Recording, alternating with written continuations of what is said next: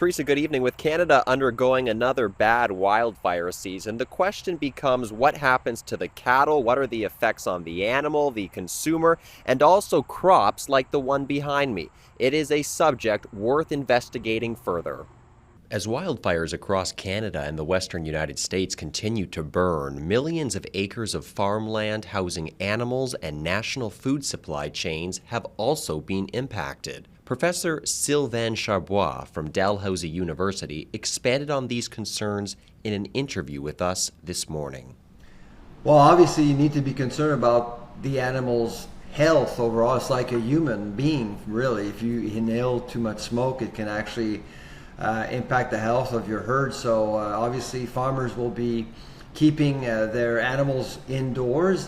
When it comes to cattle, though, most cattle are actually outdoors, so you can't really do much. So I would say that the cattle industry is much more vulnerable because of the fact that most animals are actually will spend their lifetime outside and not in where there's ventilation.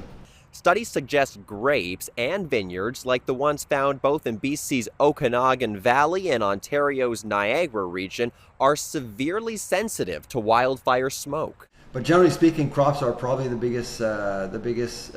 one that are mostly affected. And if obviously, when you think about wines, for example, or fruit trees, for example, those are the things that are heavily impacted by wildfires typically. Beyond the livestock, according to studies, the presence of wildfire smoke now accounts for 20% of the growing season, impacting plant life as well. Some American studies have indicated that wildfire haze could result in $1 billion worth of productivity declines in California alone. With limited sunlight, of course, you do see some type of yield reduction, and that's really the big factor here. So it could actually impact food security, and again, the quality of the crops. Most people don't know this, but when you grow wheat or barley or canola, inspectors will look at the quality, and that will define exactly what market you can aim for, and different markets will actually pay you a different way or a different sum. And so obviously that will impact cash receipts at the end of the day for farmers. So certainly it is desirable to better manage forest fires over time. The professor also mentioning the effects of wildfire haze on the water supply, both for animals and humans, and the importance of regular water testing. You want water not to be contaminated, of course.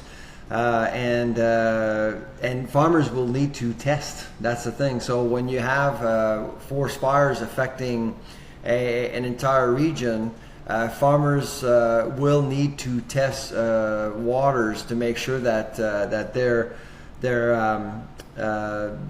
herd is not contaminated or doesn't drink contaminated water over time. So there's more risk assessment, risk management to do as a farmer when you actually deal with forest fires.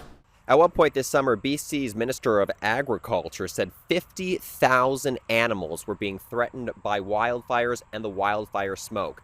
Beyond that, hundreds of thousands of hectares of farmland have also been burned. We won't know the true extent of the damage until residents and farmers alike return to what they have lost. For the News Forum, I'm Lucas Michtics reporting.